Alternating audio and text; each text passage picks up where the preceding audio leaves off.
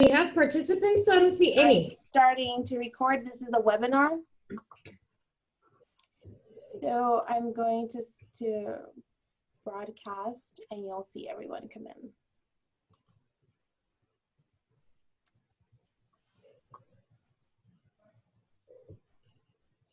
Yeah. They're starting to come in. Look at all the familiar names coming in right now. We have a huge group of people coming in for today's SWIB. I'm just going to give it one more minute so everyone can connect to their audio and video and do all that Zoom stuff before we officially kick off this lunch. Well, welcome to our July virtual Successful Women in Business luncheon-ish. So some of us have our lunches right here at our desks. My name is Sarah Pearson, and I am with the Boca Chamber. And I'm very much looking forward to today's program. I think we posted it on social media that you can always brush up on etiquette. You know, no matter how many times you think, no matter how much you think you know how to behave, there's something that's new or something that you might have forgotten that could be very embarrassing if you do it wrong. So, you know, you can always brush up on it. But I think even more exciting is that Martine has brought in some modern etiquette on the situation we're in because of the COVID-19 pandemic. So I think we've got some cool information on how we can be even more appropriate online when we're having Zoom meetings and all that fun stuff. So I would like to recognize the sponsors of our Successful Women in Business program. Our sponsors, I believe you can see it on your screen. And these are businesses that sponsor this program all year long. They sponsor successful women in our community. And they are, you know, a lot of these people, the names, they don't need an introduction. Joe DiMaggio Children's Hospital, these are our Ruby sponsors. Hospice of Palm Beach County, Hospice by the Sea, also known as Trust Bridge now, and West Boca Medical Center, again, our Ruby sponsors.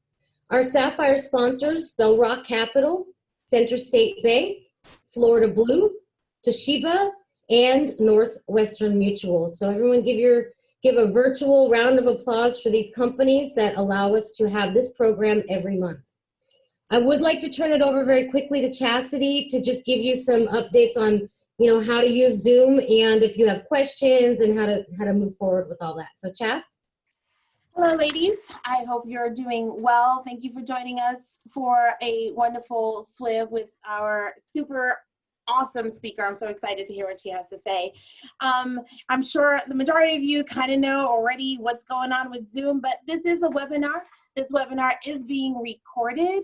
So if you want to access a recording of this presentation after to kind of like check out what you may have missed or to share it with your friends, you can check it out on our Boca Chamber YouTube channel on our events and resources playlist. We will be having questions during the presentation. Please feel free to put them in the Q&A box. So if you hover down to the bottom of your screen, you will see an icon with two little bubbles that say Q&A. So you can put all that, whatever questions or any kind of information that you want, you can put them in there. And then Sarah will ask the questions to Martine during the presentation and after the presentation. So enjoy, and we look forward to the presentation. Thanks, guys. Thank you, Chastity. All right, so I'm going to introduce our speaker, Martine Pierre-Paul. She is the founder and CEO of the Academy of Modern Etiquette and Leadership, a modern consultancy coaching children, young adults, and professionals on the expansive world of social graces, dining, and business protocol. A former banking professional with a career spanning over 20 years, Martine has been an engaged member of the community since her relocation in South Florida in 2004. Her background includes leadership roles in the financial services industry as a banking vice president in markets including Boca Raton, Florida, Brooklyn, New York, and Neptune, New Jersey. She's a graduate of Leadership Boca class of 2017. That's how I had the opportunity to get to know her even better. Awesome. She completed her undergraduate studies at Queens City University of New York and the University of Paris, where she studied legal communications and international relations. She attained her etiquette trainer certification in 2015. Her community involvement is extensive and includes active service to numerous nonprofit organizations, such as Eat Better, Live Better, the Falk Center for Counseling, National Jewish Health, the American Cancer Society, St. Anne Church, and the Salvation Army. She also sits on a number of our committees. She sits on the Economic Development, Government Affairs, gets very involved in policy and government relations in our community. So love having you sitting at that table for that. Martine has 2 children, and she enjoys her life as a dance mom, cheer mom, lacrosse mom, golf mom, and soccer mom. So without further ado, Miss Martine Pierre-Paul. Thank you, Sarah. Thank you so much to the Boca Chamber for having me today, and I look forward to our presentation. As we know, with difficult times, we tend to step away from the things that we normally do, but etiquette is one that has made a comeback during this situation.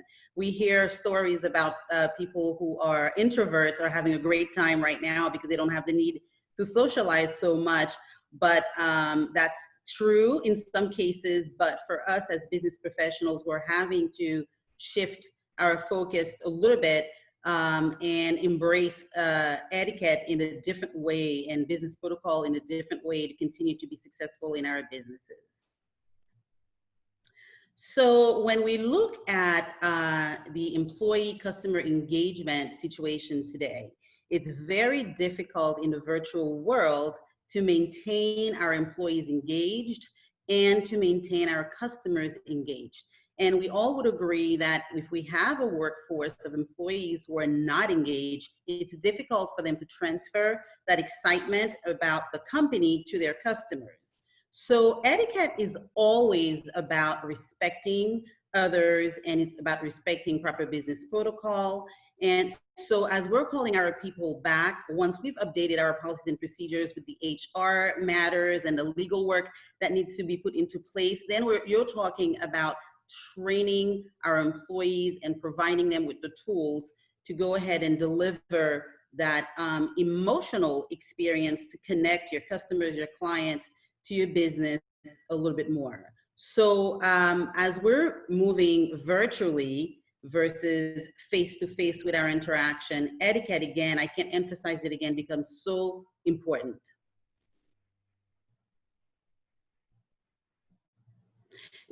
There are several methods of communication, but today we're going to focus on email etiquette and virtual meeting etiquette, as we're in a virtual meeting today.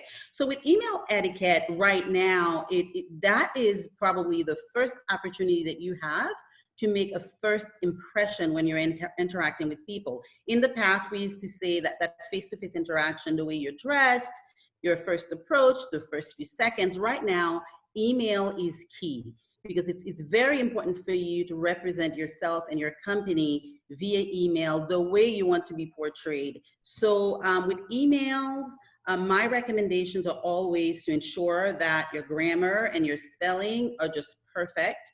It is key to keep your emails short and to the point. If you're having a call to action, make sure that it is clear, that the recipient of that email knows exactly what you're looking for.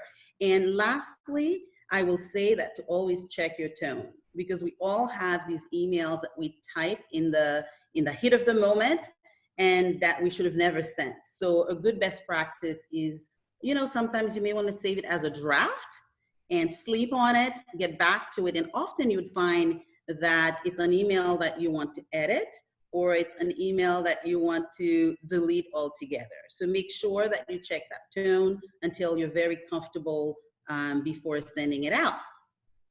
The next method of communication, which is the one that we're all just dealing with today, is virtual meetings. We probably are attending more virtual meetings than we really wish to attend, but that's our reality today, and we have to make sure that we represent ourselves and our companies well. So I do want to take a few moments to go over the virtual meeting etiquette, whether it's via Zoom or Teams or WebEx. So there are some things that we can do to make things very smoothly for ourselves as well as for our host. So you always want to arrive early. Certainly your camera, you need to check the camera to make sure that it's centered and positioned very, very, very nicely. Your video camera is key. Know how to turn it on and off, especially for those of us who are working from home. We have children, we have pets. Sometimes you're in a situation where, you know, your child comes flying or something comes flying your way and you have to turn off your video for a moment. So that's an important thing to be very comfortable with, as well as the famous mute button. If you think you're muted, check again. Check once, check twice, check 3 times. Make sure, if you're not the speaker, that you are, you know, you're muted and that you're preventing any type of background noise from interrupting the presentation. Body language is important. Just because we're home doesn't mean that we get to relax on the couch. We still need to have the right posture and be ready to work and be ready to attend that meeting. You want to dress the part. So what I would say about that is, typically from home, you do want to adopt a business casual attire. Focus on the business part, not so much the casual part. So really for gentlemen, I would say a collared shirt is always, you know, the way to go. And for ladies, a business blouse or a business dress is quite appropriate. As well as if you're attending a job interview, because a lot of job interviews are being conducted virtually right now. So for job interviews, I would recommend dressing as if you were attending the interview in person. And that's key. You want to know your audience and you want to make sure that you represent yourself well. With background, as I mentioned a little bit earlier, is you want to keep it very professional. Someone suggested to me the other day, which I thought was a great idea, is you can use your business card behind you as a background. You can put the logo of your business behind you in a photo, which is a nice way of promoting your business. I know we're all looking to connect and push our businesses forward. So those are the suggestions that I would make when it comes to virtual meeting.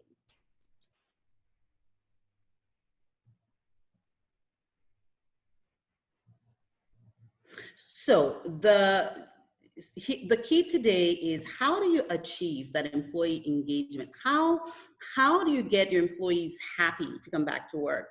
Once you've made the decision to reopen your business, and a lot of us have already done that, you're calling them back. You want to make sure that your supervisors, your managers, or if it's yourself who's making that call back to the employees, you want to ensure that you are demonstrating compassion, empathy. Be sure that you are leveraging all your best soft skills, because people are dealing with situations that, as managers or as business owners, normally we wouldn't get involved in. However, today you have to, because you don't know who's been impacted by COVID. You don't know if it's a friend or family member. So when we're calling people to come back, we want to make sure that we are expressing our care, empathy, compassion, because we're finding through research over and over again that when you have a very highly engaged workforce, that can make the difference between being successful or not. That's how companies who are leading the rest, that's how successful companies are made. It's because they take the steps to create a very engaged workforce, employees who are loyal to the company, and as a result, they take care of the customers. Because you're looking for that customer loyalty, if it really starts with your employees, because you want your employees to buy into your vision, the vision of your company. That's the only way that they can translate it onto the customers to ensure the success of your business. Managers and supervisors, it is key for them to ensure that they are providing the tools necessary to bring their employees back to work at a comfortable, at a very comfortable level. We're finding time and time again that when managers and supervisors, or even employees, when the workforce, when they have very well-developed soft skills, they are more successful. There have been many surveys, we see it on LinkedIn quite a bit, and there was even research done many years ago. This particular one here, it was done by the Harvard University, the Carnegie Foundation, found after they had surveyed a group of engineers, which is really a hard skill, a technical job, that they found with that particular group that 85% of job success came from those that had the very well developed soft and people skills, and only 15% came from the technical knowledge. So as we're hiring people, we talk a lot about hire for culture, train the skills. We talk about it, especially as we're hiring new people. We can certainly focus on looking for the soft skills, but for the employees that you have today and the leadership that you have today, it's important to go ahead and train them and enhance their skill set to be able to develop those soft skills. I've heard so many stories during the pandemic of employees who were getting phone calls, unfortunately, from their supervisors, just telling them, well, you're furloughed, and you don't need to come today, and without preparing the employee as far as the why behind it. A conversation should have been, I'm calling you today, as you know, this is happening, we're looking to push the company forward. However, this is the situation we're in. We're going to need to go ahead and furlough you for now, but here's what's going to happen. Here are the steps.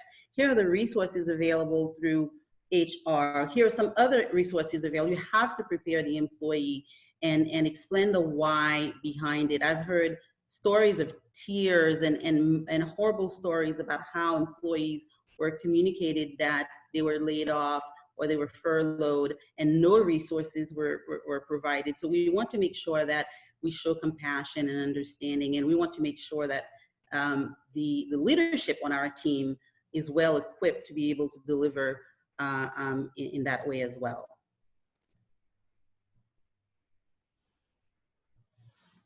So when we talk about soft skills, what are the soft skills? So today we're going to focus on leadership skills. So leadership skills really is developed over time. When you talk about a leader, you're talking about somebody who inspires someone to do great. You're not talking about a supervisor. You're not talking about somebody who's managing the work.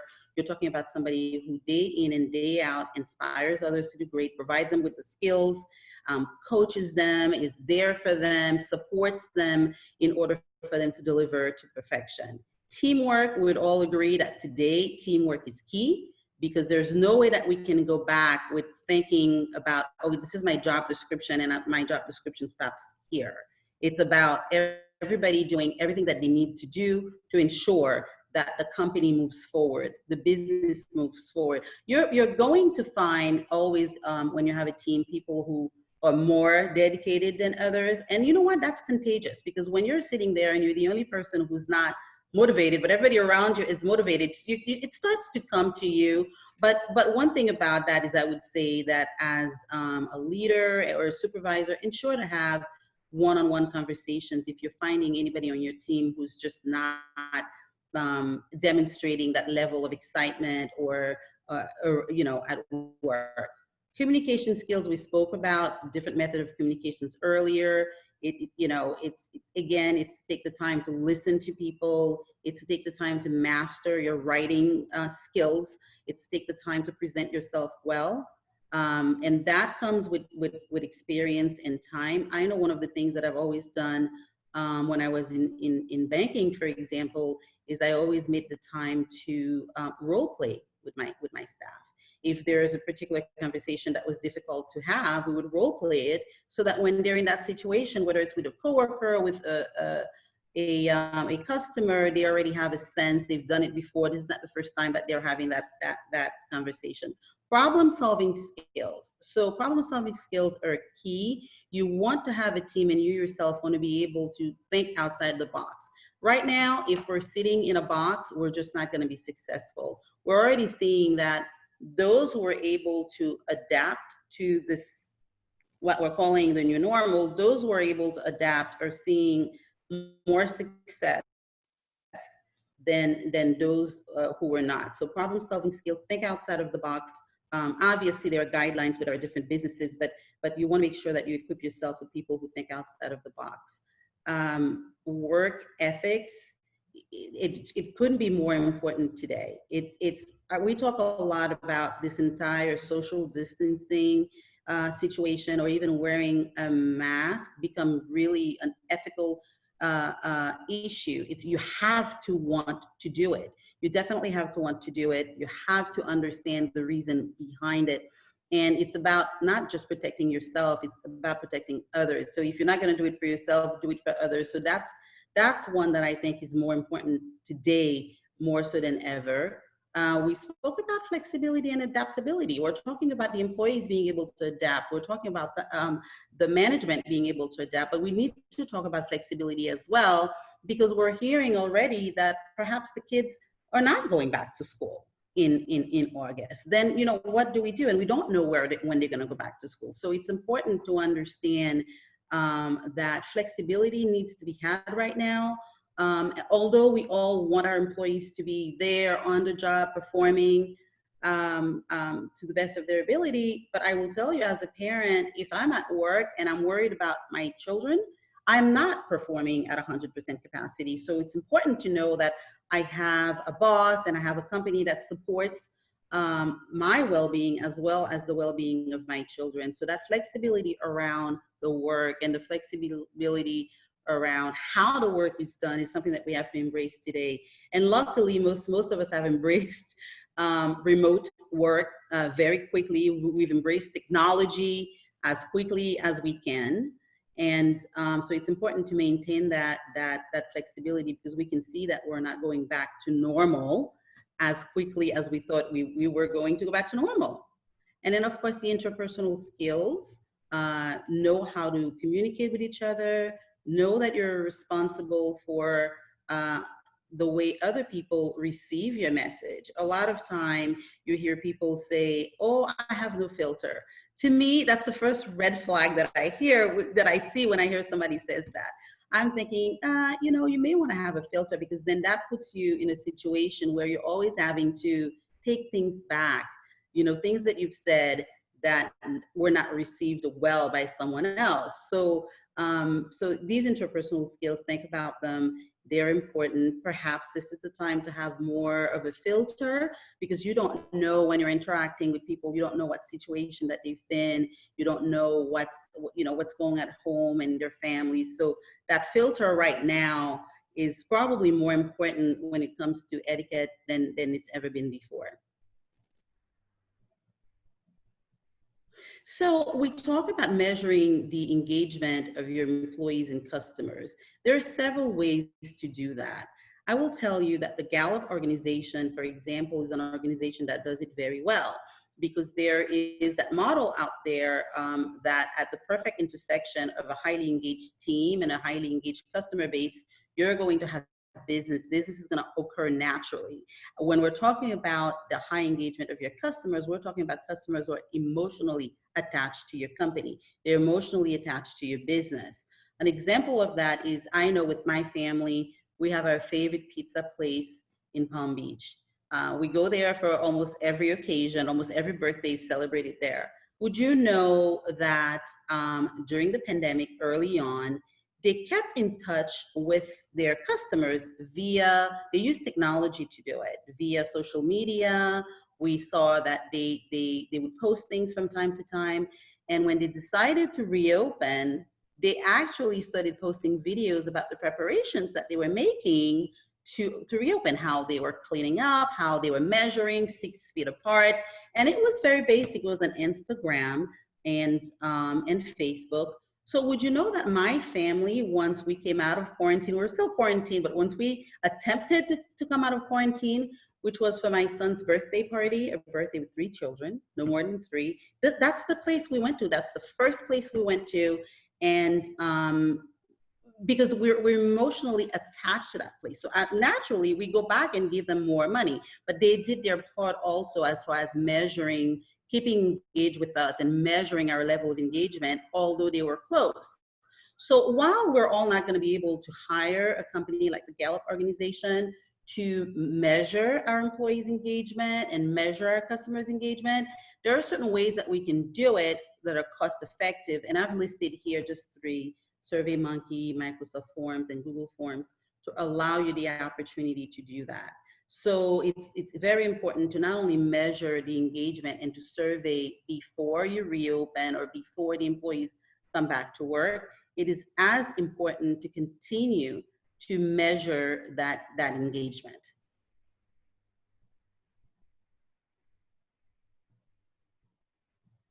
Training and ongoing support, promoting a healthy environment for your employees and customers. Going above and beyond what it is mandated by CDC and OSHA. Implementing and enforcing social distancing. Social distancing plays an important role in the culture of integrity and moral values. Etiquette, transparency, and common sense should prevail. Sharing safety protocols, the tone, and the way we deliver them will create a good impact on how employees and clients will embrace and practice them. When delivering the message, it is always good to keep in mind that safety comes first. However, being polite, being compassionate, and respecting others will help us succeed. Be aware of your body language and how others may perceive it. Respect other people's space. Not only you protect yourself, but you protect others.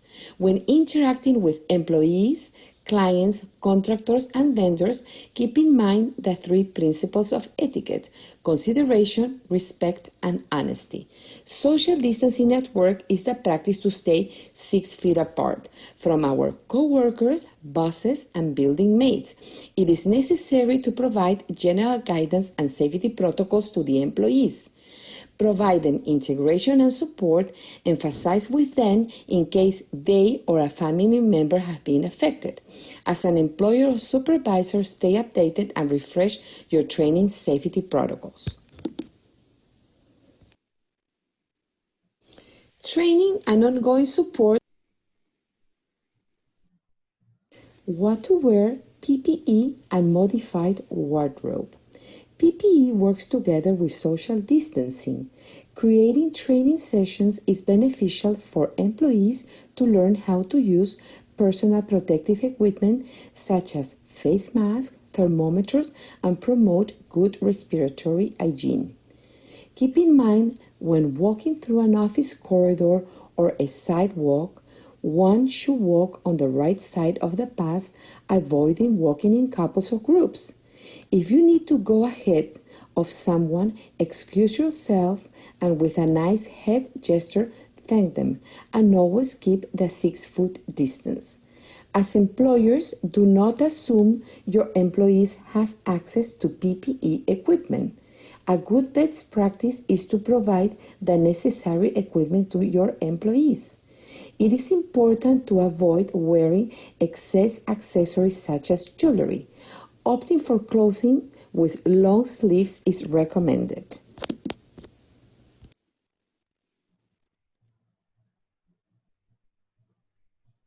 Great. So we've now just seen a couple of tips about PPE equipment, and I just want to emphasize that it's important not to assume that our employees have access to the right equipment. You want to provide some, but definitely don't assume that everybody has access to it. As we're heading into customer engagement today, and how do we do that? What's the proper protocol? So we've talked a lot about showing empathy, listening. It's the same thing that we've done with the employees that we're doing with the customers. The use of technology, we talked about that. The surveys, videos that you would do on social media to keep your customers engaged before you bring them back, and even throughout, and to show them the measures that you're taking to provide a healthy environment.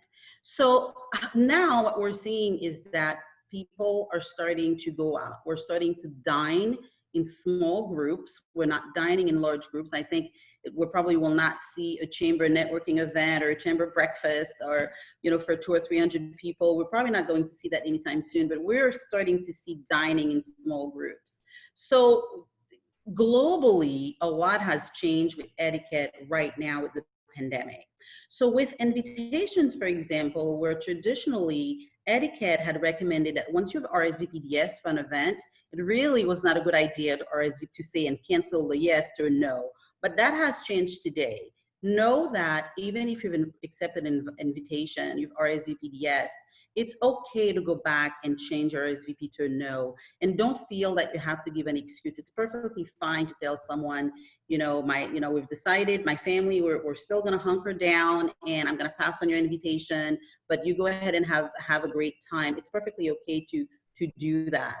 While we're talking about taking clients out in small groups or just meeting people in small groups of 2 or 4, shaking the hands is something that we're certainly not doing today, but it will make a comeback.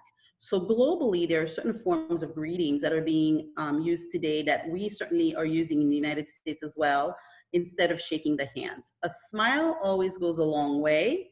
If you're in your office environment or your restaurant, your hotel, your hospital, you can always offer a very friendly wave to your coworkers.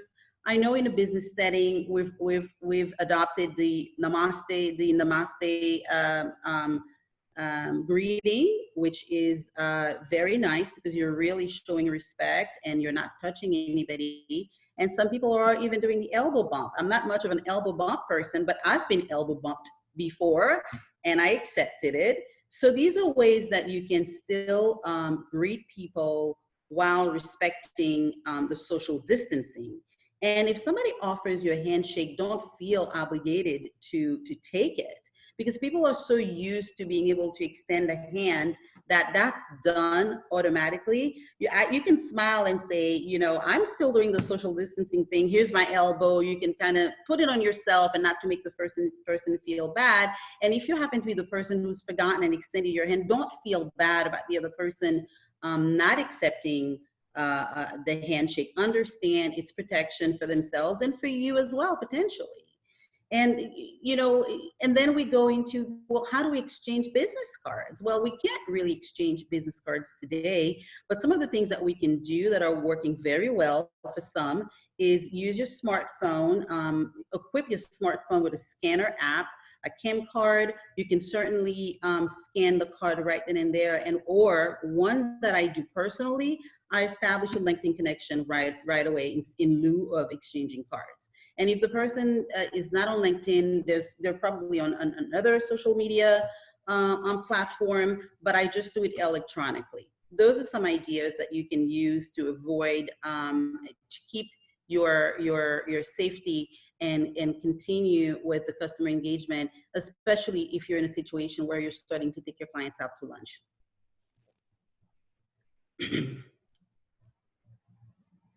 So, excuse me, as you are in the restaurant and you are dining with your companion, there are certain nonverbal cues.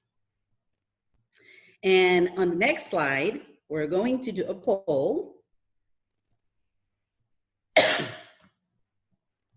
And Chastity, if you would launch that poll for me, please.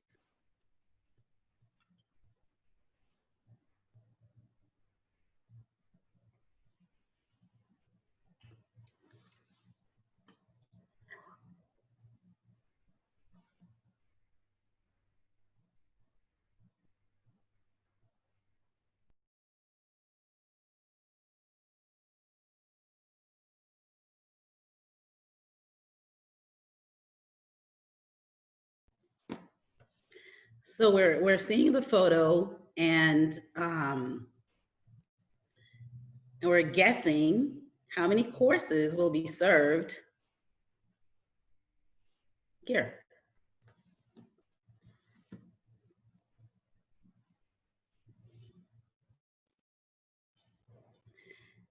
Actually, for 22% have said 4, and that would be correct.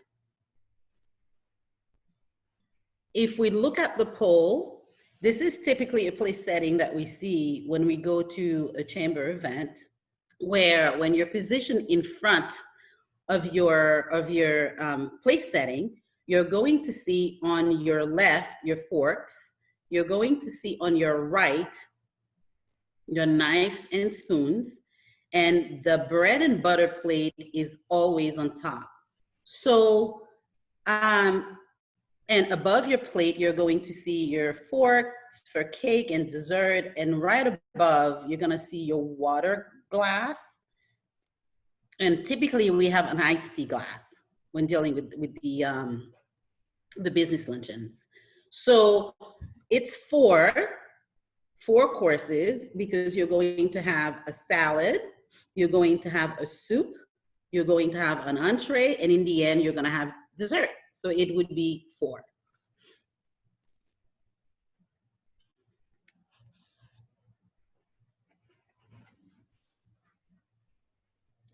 So 22% were correct.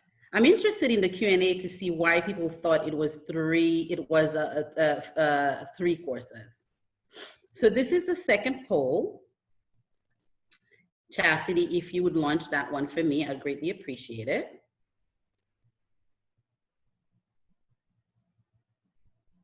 So which picture will tell your wait staff that you are resting and have not finished your meal? These are ways that we can signal the wait staff non-verbally what's happening to minimize the verbal interaction.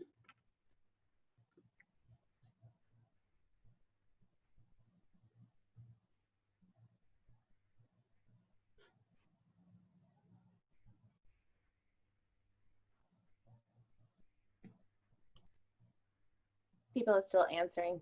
Okay, this one is a little bit tricky. I did it on purpose.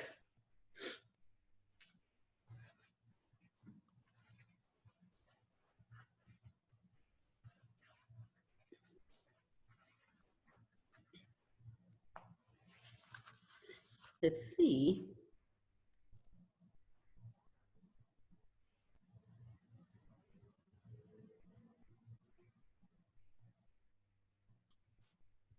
Okay, this one is a little tricky.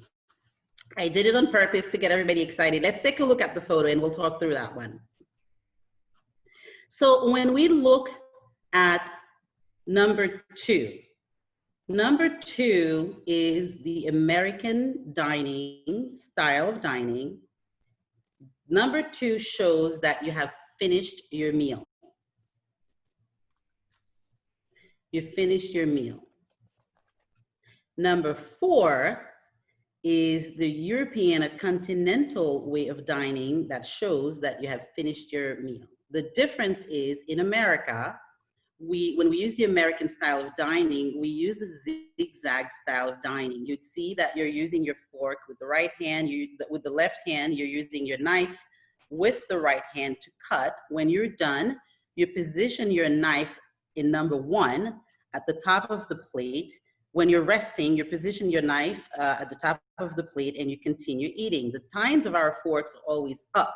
So if you're eating the American style of dining, you would tell your wait staff in photo number 1 that you're still eating, and you would tell your wait staff in photo number 2 that you're done eating.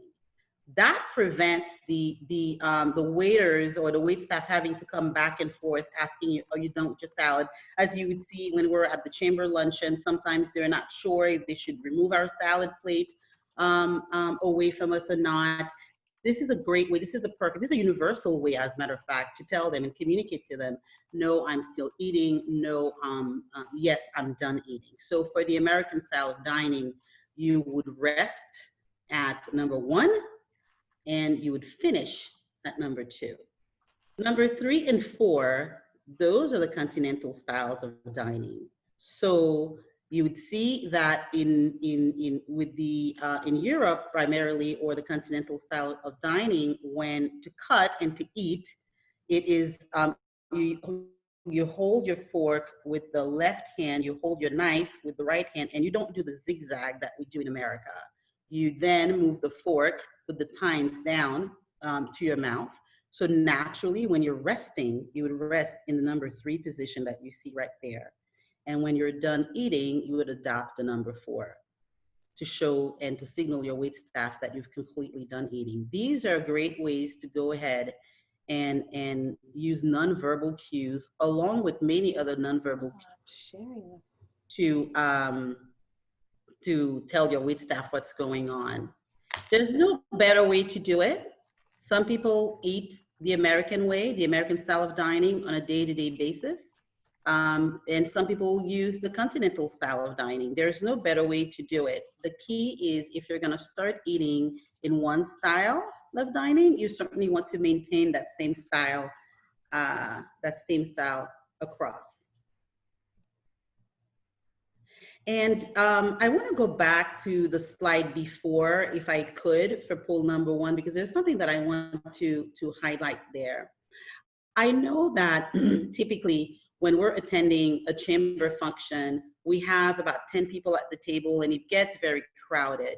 When you're positioning yourself in front of the table, sometimes you're hearing comments like, well, is this your iced tea? Is this your water? Is this your bread? One easy way that I've found over the years that I've researched etiquette is to always know which is my bread and which is my water, is I use the word BMW. As a matter of fact, BMWs happen to be one of my favorite cars, so it's easy for me to remember. So B for bread, M for meal, and water for W. So as you're looking at your place setting, your bread will always be on your left. It will never be anywhere else. And your water and your wine and your beverages will always be on your right. So if you think about the letters BMW like a car, at your next event, whether it's a wedding or a chamber function, you will never misplace your bread, you will never misplace your water. And quite honestly, it happens that somebody takes your bread or your water. The best thing to do is to ignore it. You know, I know that, you know, I can certainly go one day without bread. I don't make a scene about it. I just let it go. Or worst case scenario, if I feel like I really want a piece of bread, I just ask the waiter to bring me, you know, another bread. But think about the words BMW, the letters BMW the next time that you're at an event. You'll never, I can guarantee you that you'll never misplace your bread again.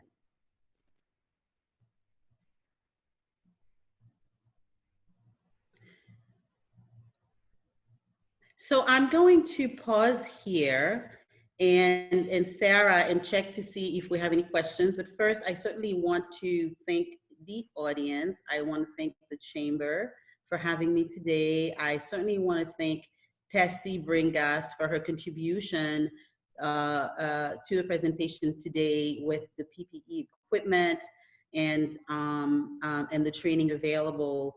And I certainly want to say a big thank you to Eluxen's Business Solution for helping us out with the technology today. Any questions, Sarah? I don't see, just starting to come in, the thank you so much, very informative, great job, thank you. I mean, I personally, I think the BMW, okay, if I learned anything this year, that's probably one of the most valuable things I've learned, you know, this year so far. I mean, it's that I used to do the whole dessert and bread thing, but that, you know, it always throws me off which one is which. And so thank you very much for that.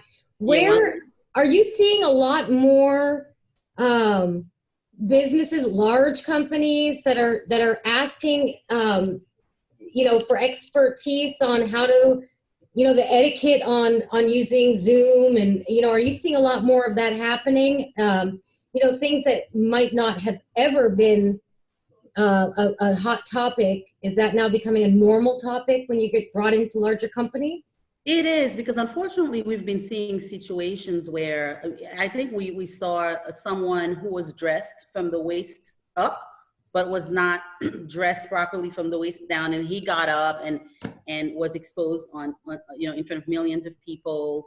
And with people working from home, there's a lot of concern around what's acceptable or not.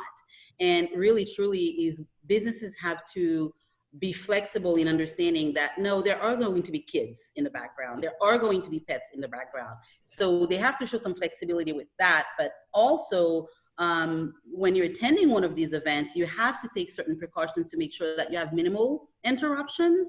I know, for example, I have signs posted around my house. In a meeting, text me. But you know what? My 12-year-old, he wants to hug me. I'm surprised he hasn't come by today. Like, he chooses the perfect moment to come and give me a hug. Well, then, you know, you're accepted, because you're not, you know, it's going to happen.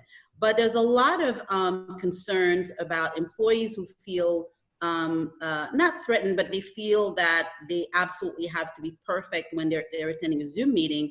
You should be, but understand that interruptions will occur and try to minimize that. And that's why the camera is important.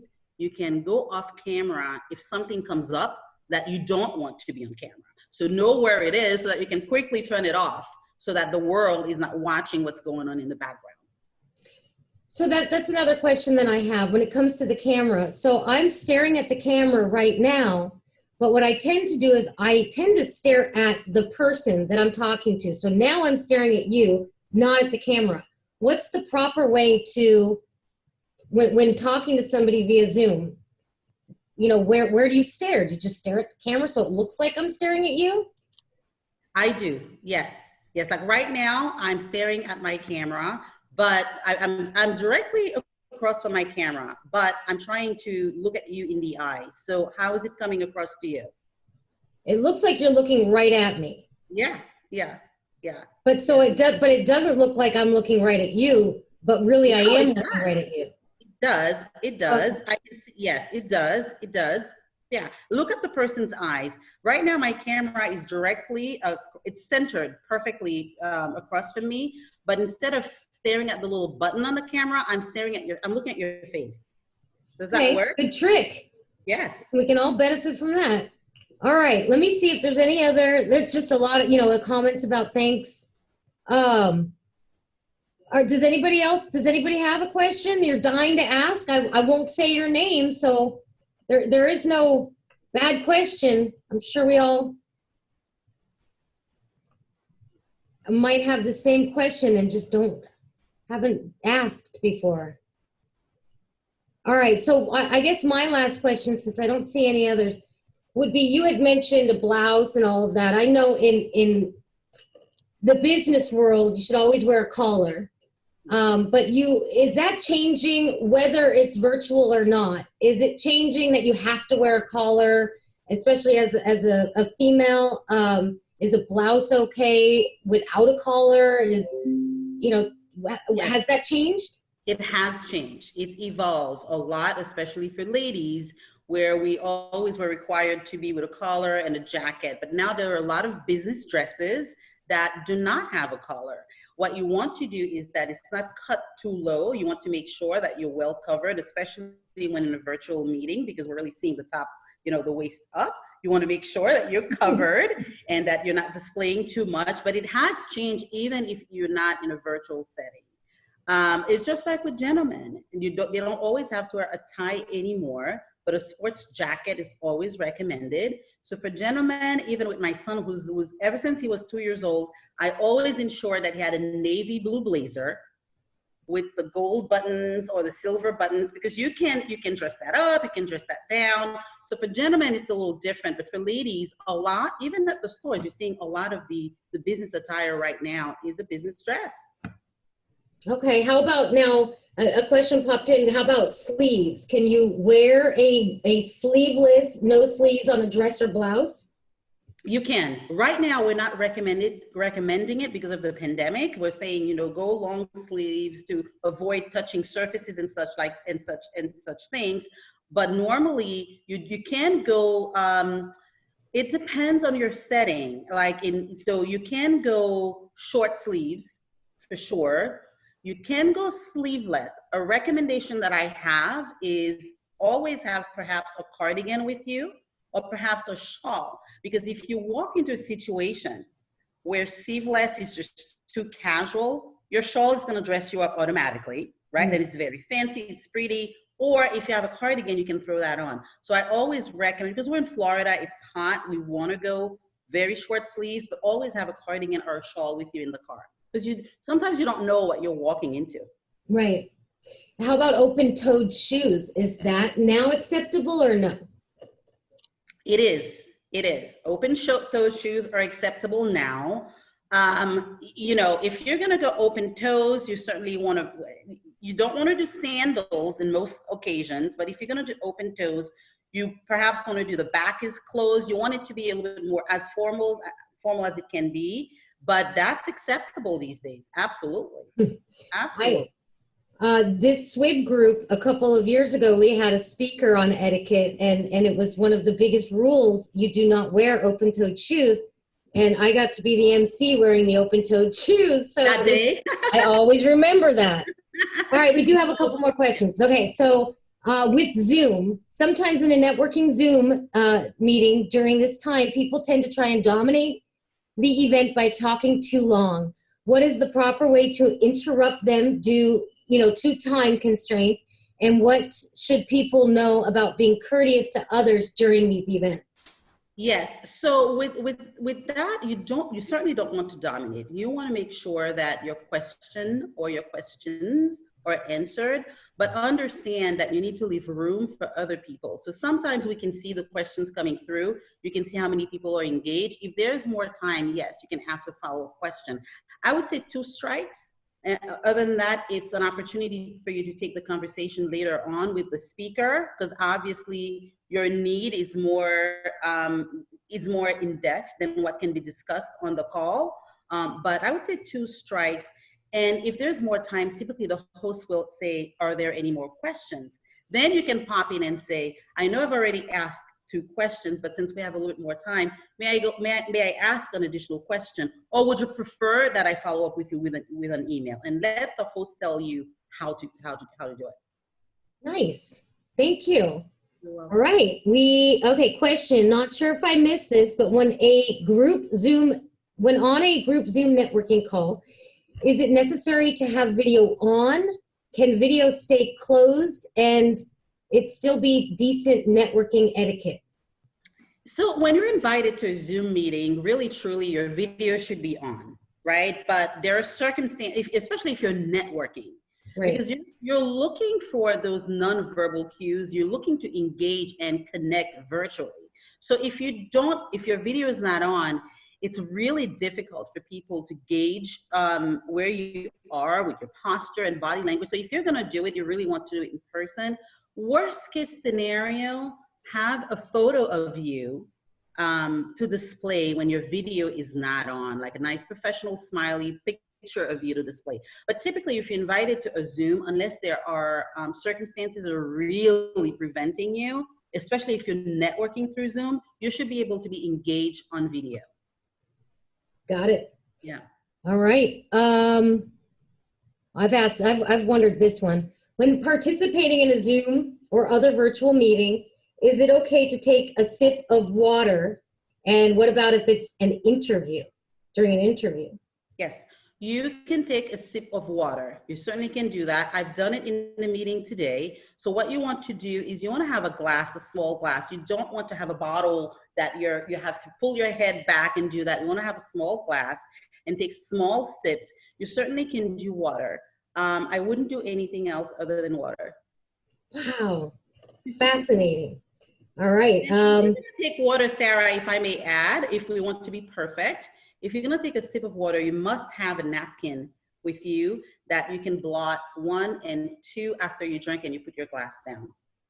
Holy cannoli. Well, I'm happy nobody's in my office to see. So for example, you would do this. You look into your glass. You're not looking at the camera at that point. You look into your glass, you put it down, you grab your napkin and you 1 and 2, and you put it down. Thank you. You're welcome. Very cool. All right, and one more question. Can you please re-summarize where to look when on Zoom, into the camera or into the eyes of the other person you're speaking to? And I'll elaborate on that. So sometimes we have meetings where there's 20 people on the screen. And so you have to look around the screen. So do you still just look in the camera when that happens, or? That's a hard thing to do. When I am talking on a Zoom and I can see everybody, it's very distracting for me. So I take a focal point and I just look at that. I do look a little bit across, but I don't move around a lot because it's very distracting for me. So today it's different because I'm only staring at you right now. It's different. We can focus. But look into your camera. That's the best thing for you to do, and try to establish that eye contact when you have a clean view of someone. try to establish that eye contact. You don't have to move your head around to see 10 people or 15 people, because that becomes distracting. Right. All right. Well, I think that's it. Thank you guys for all the questions. Those were so perfect questions. And the water, I'll try it tonight. I'll teach my kids how to properly take a sip of water and tap. Yes. Thank you know so what I much. say? And you know what I say, Sarah? I tell people all the time, the best place to practice is at home. Right. So with the kids, do it every day. Even if you're eating alone, do it every day, because when the next time that you're at an event, a wedding, then it becomes natural to you. You know, that BMW, that's the way that we should be setting our plate settings at home. If we do it every day, it becomes second nature. Love the BMW. Absolutely brilliant. All right. So thank you very, very much. We appreciate it. I know Barbara from Lynn, she was joining me in my office for this. And, you know, all of those things that you talked about today can pertain to the upcoming future leaders of tomorrow, and to us, you know, those of us that are already professionals in our you know, adult life. So it was great stuff. Absolutely appreciate it. I hope everyone stays well, stays safe, stays healthy.